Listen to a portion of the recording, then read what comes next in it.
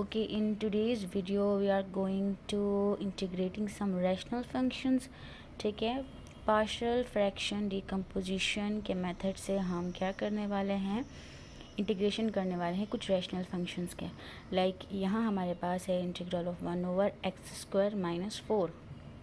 ठीक है, हमें क्या करना है, डिनोमिनेटर में मौजूद हमारे पास जो फंक्शन है इसे हमें क्या करना है, इसके कंप्लीट फैक्टर बनाना है। ठीक है, इसको कम्प्लीटली फैक्टर बना चेंज करना है कंप्लीट फैक्टर के अंदर। ठीक है, तो अब हमने क्या करना है, इंटीग्रल ऑफ x² - 4, ये दोनों परफेक्ट स्क्वायर है। हमें पता है कि इनके फैक्टर्स क्या होते हैं, x+2 एंड x - 2। बेसिकली इसमें होता क्या है, इसमें हम किसी भी एक सिंगल कॉम्प्लेक्स फ्रैक्शन को मल्टीपल सिंपलर फ्रैक्शंस के अंदर कन्वर्ट करते हैं। ठीक है, अब जैसे कि आप देख रहे हैं यहाँ पर हमारे पास जो दोनों फैक्टर्स हैं वो दोनों लीनियर फैक्टर्स हैं। ठीक है, लीनियर फैक्टर्स क्या होते हैं, जहाँ पर हमारे पास x के ऊपर जो पावर हो हाईएस्ट वो 1 हो। ठीक है, अभी हमारे पास लीनियर और क्वाड्रेटिक का डिफरेंस हम डिस्कस करने वाले हैं। लीनियर वो तमाम फंक्शंस या वो तमाम एक्सप्रेशन जिनके अंदर x की जो वैल्यू हो मैक्सिमम वो 1 हो। ठीक है, और अगर मैक्सिमम वैल्यू या पावर जो है वो 2 है तो हम उन्हें क्वाड्रेटिक फैक्टर्स कहते हैं। ठीक है ना, अगर हम यहाँ पर गौर करें, ठीक है, तो हमारे पास फंक्शन क्या था, 1/x² - 4। हमने क्या करना था, इसको पार्शियल फ्रैक्शन टेक्निक के ज़रिए से सॉल्व करना। तो करने का तरीका क्या है, आपने सबसे पहले डिनोमिनेटर में मौजूद इस फंक्शन का फैक्टर निकालना है, इस एक्सप्रेशन के फैक्टर्स बना लिए। बनाने के बाद आपने इन दोनों फैक्टर्स को अलग अलग इंटीग्रल साइन के साथ यहाँ लिखना है। ठीक है, लाइक x+2 एंड x - 2। उसके ऊपर आपने न्यूमरेटर में क्या करना है, एक कांस्टेंट ऐड करना है। ठीक है, यहाँ मैंने एक कांस्टेंट लगा दिया a और दूसरे इंटीग्रल के अंदर मैंने कांस्टेंट लगा दिया b। ये तो बात रही कि अगर आपके जो फैक्टर्स हैं वो लीनियर हो। फॉर एग्जांपल अगर आपका जो फैक्टर है वो क्वाड्रेटिक है, ठीक है, तो आप क्या करोगे, आप एट द सेम टाइम दो कांस्टेंट वैल्यूज़ लोगे। और किस तरह लोगे, ax + b, और अगर आप b में ले रहे हो तो bx + c, इस तरीके से। ठीक है, अगर तो क्वाड्रेटिक हो। अच्छा, कॉन्सेप्ट क्या है इसका, कॉन्सेप्ट ये है, लाइक अगर मेरे पास दो फ्रैक्शंस है 1/4 + 1/5। ठीक है, और मुझे इन दोनों फ्रैक्शंस को ऐड करना है। ऐड करने के लिए क्या होना चाहिए, हमारे पास डिनोमिनेटर सेम होना चाहिए दोनों का। तो हमने दोनों के डिनोमिनेटर को सेम किया and then we add both of the factors, like 9/20 हमारा आंसर आया। ठीक है, तो 9/20 जो है बेसिकली वो हमारा सिंगल कॉम्प्लेक्स फ्रैक्शन है, और 1/5 और 1/4 ये दोनों हमारे क्या हैं, सिंपल फ्रैक्शन है, इसी के सिंपलर फ्रैक्शंस हैं। ठीक है, तो हमारे पास फंक्शन जो है वो किस फॉर्म में है, इस फॉर्म में है, और हमें उसे कन्वर्ट करना है इस फॉर्म में। ठीक है, और फिर सॉल्व करना है। ये इसका बेसिक कॉन्सेप्ट है। ठीक है, अब आप उस एक फंक्शन को मल्टीपल सिंपलर फ्रैक्शन के अंदर ब्रेक कर सकते हैं। अब अगेन हम अपने क्वेश्चन की तरफ चलते हैं। हमारे पास जो क्वेश्चन था वो था 1/x² - 4। ठीक है, जब हमने इसके फैक्टर्स बनाए तो वो कुछ इस तरह से बने थे, x - 2 एंड x+2। ठीक है, फिर हमने क्या किया था, हमने दोनों फैक्टर्स को सेपरेट कॉन्स्टेंट्स के साथ अलग अलग इंटीग्रल के साथ लिख दिया उसके बराबर में। ठीक है, अब मैंने क्या करना है, इस सेम चीज़ को विदाउट इंटीग्रल, ठीक है, हमने जस्ट ये चीज़ उतारनी है कि 1/x - 2 और x+2, और इस तरफ भी हमें विदाउट इंटीग्रल साइन हमने जस्ट ये फ्रैक्शन उतारना है, a/x+2 b/x - 2। अब अगर हम इन दो कांस्टेंट की वैल्यूज़ मालूम कर लें तो ये ऑटोमेटिकली हम इन दो इंटीग्रल की वैल्यूज़ को फाइंड आउट कर सकते हैं। ठीक है, अब करना क्या है, करना ये है हमने कि यहाँ मौजूद डिनोमिनेटर से मल्टीप्लाई करना है इस साइड के फ्रैक्शन को, एट द सेम टाइम इस साइड के फ्रैक्शन को भी। ठीक है, एज मैथमेटिक्स रूल, जो आप यहाँ रूल लगाते हैं वो आपने राइट साइड पे भी लगाना है। ठीक है, तो अगर मैं इन दोनों को आपस में क्रॉस करवाती हूँ तो ये दोनों कैंसिल हो जाएंगे ऑब्वियसली, तो यहाँ जस्ट हमारे पास 1 रह जाएगा। ठीक है, और ये जो दो फैक्टर्स हैं वो इसके साथ भी मल्टीप्लाई हो रहे हैं और इस फ्रैक्शन के साथ भी मल्टीप्लाई हो रहे हैं। ठीक है, मल्टीप्लाई और कैंसिलेशन के बाद हमारे पास क्या रह जाएगा, ax - 2 और b के साथ रह जाएगा x+2। ठीक है, तो अब हमने यहाँ पर थोड़ा गौर करना है कि हम ऐसी क्या वैल्यू रखें x की कि दोनों में से कोई भी एक जो कांस्टेंट है वो एलिमिनेट हो जाए। लाइक अगर मैं यहाँ पर x2 ले लेती हूँ, ठीक है, अगर मैं यहाँ x2 ले लेती हूँ ऑटोमेटिकली a जो है वो 0 हो जाएगा और हमारे पास b की वैल्यू आ जाएगी। ऐसे ही करते हैं ना हम। तो अभी हमने क्या किया, 1 को एज इट इज़ उतार लिया, x की जगह पर हमने x की वैल्यू पुट कर दी, like we take x is equals to 2। तो ये जो है वो 0 हो जाएगा इसके साथ मल्टीप्लाई होकर, और 2 + 2 = 4, 4 भी हमारे पास यहाँ आ जाएगा। ठीक है, अब b की जो कि हमें वैल्यू निकालनी है, तो b की वैल्यू क्या आ जाएगी, 1/4। ठीक है, अब आपने अगेन देखना है कि x की क्या वैल्यू हम लें कि जो है वो दूसरी टर्म 0 हो जाए, लाइक b 0 हो जाए। तो अगर मैं x इज इक्वल्स टू -2 ले लेती हूँ तो b वाली टर्म ऑटोमेटिकली वैनिश्ड हो जाएगी। ठीक है, और ये दोनों ऐड हो जाएंगे, -4 आ जाएगा, और इस तरीके से यहाँ पे हमारे पास जो a की वैल्यू आई है वो आई है -1/4। Now what you have to do is, आपने जो ये a और b की वैल्यूज़ निकाली है, आप ऊपर जो आपने दो फैक्टर्स के अलग अलग इंटीग्रल बनाए थे, आप उनके अंदर a और b की वैल्यू को पुट करो।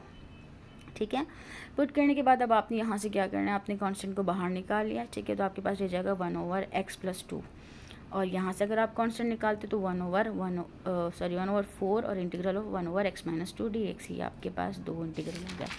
ठीक है, अब एज वी नो दैट कि 1/x का इंटीग्रल जो होता है वो क्या होता है, ln x। ठीक है, हमने मॉड्यूलस में इसलिए लिखना होता है क्योंकि लॉग जो है वो ऑलवेज पॉजिटिव होता है, नेगेटिव के अंदर वो अनडिफाइन हो जाता है। तो हम यहाँ पर जो हमने मॉड्यूलस लगाया है, इसका मतलब ये है कि हमेशा यहाँ पे कोई ना कोई पॉजिटिव वैल्यू होगी। ठीक है, और फिर अगेन हम क्या करते हैं, जो हमारा वेरिएबल होता है उसका हम डेरिवेटिव लेते हैं नीचे। तो x का डेरिवेटिव 1 होता है। ठीक है, तो हमने ये तो लिखना नहीं है, नीचे 1 हम लिखते नहीं हैं, तो हमारे पास 1/x का इंटीग्रल क्या आता है, ln x + c। ठीक है, कांस्टेंट इंटीग्रेशन का। तो इस हिसाब से अगर हम 1/x + 2 का इंटीग्रल निकालें तो it will be ln x + 2 in modulus plus 1/4, और अगर हम इसका निकालते हैं तो ln x - 2 और ये इंटीग्रेशन का प्लस c। ठीक है, अब हमने क्या करना है, इस तरफ भी 1/4 है, इस तरफ भी 1/4 है, आप इसे कॉमन ले लो तो आपके पास बचेगा ln x + 2। ठीक है, यहाँ माइनस, चूँकि हम पॉजिटिव 1/4 कॉमन लिया है, तो minus ln x + 2 + c। Now 1/4 as it is आ जाएगा। यहाँ पे हम लॉग की प्रॉपर्टी लगाएंगे। लॉग की प्रॉपर्टी याद होगी आप लोगों को, जब इस तरीके की फॉर्म हो log of a - log of b, तो हम उसे इस तरीके से कन्वर्ट करते हैं, log of a डिवीजन या divide by log of b। ठीक है, तो ये नेगेटिव साइन जो है वो डिवीजन के साइन में कन्वर्ट हो जाता है, और फिर constant of integration, that's it, ये आपका रिक्वायर्ड आंसर है। ठीक है, अब अगेन हमारे पास यहाँ एक क्वेश्चन है, इंटीग्रल है x - 4/x² + 2x - 15। ठीक है, हमने इनके फैक्टर्स निकाले, तो इनके फैक्टर्स आ गए x + 5 और x - 3। आपने दो अलग अलग इंटीग्रल बना लिए। नाउ अब आप बगैर इंटीग्रेशन के साइन के इनको उतारोगे, x - 4, ठीक है, और इसके फैक्टर्स a/x + 5, b/x - 3। अब आप अगेन वही सेम प्रोसीजर है, आपने क्या करना है, डिनोमिनेटर के साथ सेम फैक्टर को मल्टीप्लाई कराना है बोथ साइड। तो यहाँ आपके पास जस्ट x - 4 रह जाएगा। ठीक है, और यहाँ a के साथ x - 3 रह जाएगा आफ्टर कैंसिलेशन, और b के साथ x + 5। ठीक है, अब आपने यहाँ देखना है कि आप ऐसी क्या वैल्यू डालो x की कि a 0 हो जाए या b 0 हो जाए। तो अगर मैं यहाँ पर x की वैल्यू 3 डाल देती हूँ तो हमारे पास ऑटोमेटिकली हमारा जो a है वो 0 हो जाएगा, वैनिश हो जाएगा, और b हमारे पास आ जाएगा 8b। अगर हम यहाँ से b की वैल्यू निकालेंगे तो वो -1/8 आ जाएगी। ठीक है, अगेन अब मैंने क्या किया, x की जगह पर 5 पुट किया, -5 पुट किया। तो x की जगह -5 पुट करने से होगा क्या, मेरा b वैनिश्ड हो जाएगा और a का आंसर आ जाएगा, a = 9/8। अब जो ये आपकी a और b की वैल्यूज़ आई है, इनको आप टू डिफरेंट जो आपने फैक्टर के इंटीग्रल्स बनाए हैं उनके अंदर वैल्यूज़ को पुट कर दें। ठीक है, तो ये कुछ इस तरह की हमारे पास जो थी वो इंटीग्रेशन थी, integral of a/x + 5 dx + b/x - 3 dx। तो a की वैल्यू 9/8 आई थी और b की वैल्यू हमारे पास आई थी -1/8। ठीक है,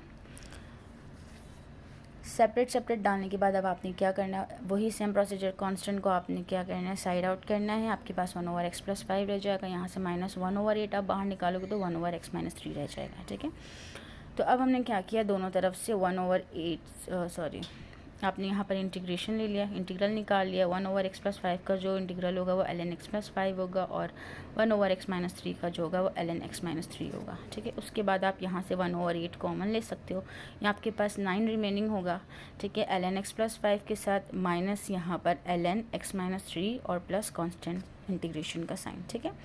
अब आप 1/8 के बाद यहाँ पर अगर आप देखो अगेन आप एक प्रॉपर्टी लगा सकते हो कि यहाँ जो साइड पे नंबर होता है उसको हम क्या कर देते हैं, इस बेस की पावर बना देते हैं। तो हमारे पास ये हो जाएगा ln x + 5, ये ऑटोमेटिकली ऊपर चला जाएगा, लॉग की प्रॉपर्टी लगी है अगेन यहाँ, ठीक है। आप लोगों ने पहले पढ़ी होगी, तो ln x + 5 की पावर 9 हो जाएगा और ये एज इट इज़ रहेगा, ठीक है। अगेन हम यहाँ लॉग की प्रॉपर्टी लगाएंगे, कौन सी property, log of a minus log of d is equals to log of a/b, ठीक है। सेम वही प्रोसीजर है, ये इसका आंसर है।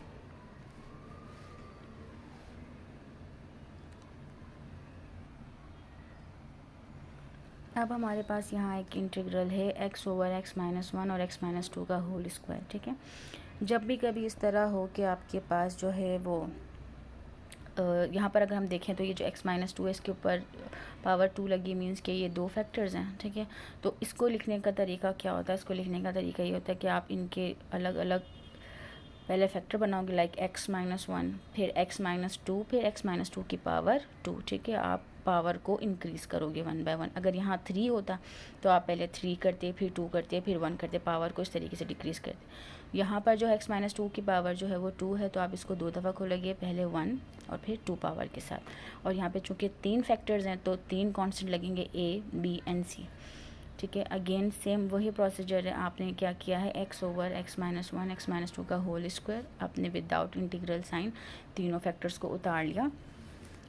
उतारने के बाद आपने क्या करना है, वही सेम प्रोसीजर, डिनोमिनेटर के साथ बोथ साइड को मल्टीप्लाई करना है। आफ्टर कैंसिलेशन आपके पास यहाँ x रह जाएगा, यहाँ a के साथ x-2 का स्क्वायर, b के साथ x-1 x-2 और c के साथ x-1, ठीक है। यहाँ पे अगर मैं x की वैल्यू 2 पुट करती हूँ तो हमारा a जो है वो 0 हो जाएगा, ठीक है। b भी जो है वो 0 हो जाएगा, तो c की वैल्यू हमारे पास आ जाएगी 2। और अगर मैं x 1 पुट करती हूँ तो यहाँ पर हमारा b और c दोनों 0 हो जाएंगे, ठीक है। और a हमारे पास आ जाएगा 1। अब यहाँ पर आपकी मर्ज़ी है, आप कोई भी वैल्यू डाल के जो है वो थर्ड वैल्यू निकाल सकते हो। लाइक अभी आप a और c निकाल चुके हो, तो b निकालने के लिए मैंने यहाँ पुट किया है x = 3, ठीक है। x = 3 डालने पर हमारे पास कुछ इस तरह की टर्म बनेगी a + 2b + 2c। तो यहाँ चूँकि a की वैल्यू हम निकाल चुके हैं, a की जगह आपने 1 पुट करना है और c की जगह आपने 2 पुट करना है, ठीक है। इन तमाम वैल्यूज़ को पुट करने के बाद आप इजीली b की वैल्यू को फाइंड आउट कर सकते हैं, ठीक है। तो b की वैल्यू जो आई है वो हमारे पास आई है -1। अब आपने ये जो a, b और c की वैल्यूज़ निकाली, इनको अलग अलग इंटीग्रल के अंदर जहाँ जहाँ ये कांस्टेंट था वहाँ इनकी वैल्यूज़ को पुट कर देंगे, ठीक है। तो इसका जो इंटीग्रल आएगा वो आएगा ln x-1, इसका जो इंटीग्रल आएगा वो ln x-2 आएगा, और +2 इस यहाँ पर आपने क्या करना है, आपके पास कांस्टेंट को आपने पहले बाहर निकालिया, आपके पास क्या रह जाएगा 1/x-2 का होल स्क्वायर। अब आप यहाँ पर जो है सपोजिशन के ज़रिए से इसे कर सकते हैं। लाइक यहाँ पे आप जो x-2 दिया हुआ आपको डिनोमिनेटर में, इसको आप u सपोज कर लें, ठीक है। इसका डेरिवेटिव ले लें तो आपके पास dx आ जाएगा, ठीक है। अब आप इसको जो आपने लेट किया उसकी फॉर्म में लिखें, लाइक 2 इंटीग्रल ऑफ 1/x-2 को आपने u लेट किया है तो u² लिख दें, ठीक है। और हमारे पास यहाँ क्या आ जाएगा, dx की जगह पर du आ जाएगा, ठीक है। यहाँ dx है, मुझसे मिस हो गया, du आ गया, ठीक है। अब जब u को हम ऊपर लेकर आएंगे, ठीक है, डिनोमिनेटर से न्यूमरेटर की तरफ या ऊपर कन्वर्ट करते हैं तो पावर जो है वो इन्वर्स हो जाती है। 2 जो थी वो क्या हो जाएगी, u की पावर -2 हो जाएगी। अब हम इसका इंटीग्रल ले लेंगे। इंटीग्रेशन में क्या होता है, हमारे पास पावर ऐड हो जाती है, ठीक है, और वही नंबर सेम नीचे आ जाता है। लाइक -2 + 1 इज़ -1, तो -1 नीचे भी आ जाएगा, ठीक है। तो ये हो जाएगा, ये साइन जो है यहाँ आ जाएगा साइड पर, -2 u की पावर जो है वो -1 हो जाएगी। हम फिर से इसको शिफ्ट करेंगे डिनोमिनेटर साइड पर, -2/u हो जाएगा ये। तो फिर u की वैल्यू हमने पुट करनी है 2/x-2। ये जो आया वो इस हमारे इंटीग्रल का, इस फंक्शन का या इस फैक्टर का, इस रैशनल फ्रैक्शन का इंटीग्रल आया है 2/x-2, ठीक है। तो आपने यहाँ क्या लिखा, -2/x-2, और ये कांस्टेंट का आपने c लगा लिया। अगेन यहाँ आपने लॉग की प्रॉपर्टी लगाई है, ठीक है। log a - log b is equals to log a/b, -2/x-2 as it is रहेगा, +c।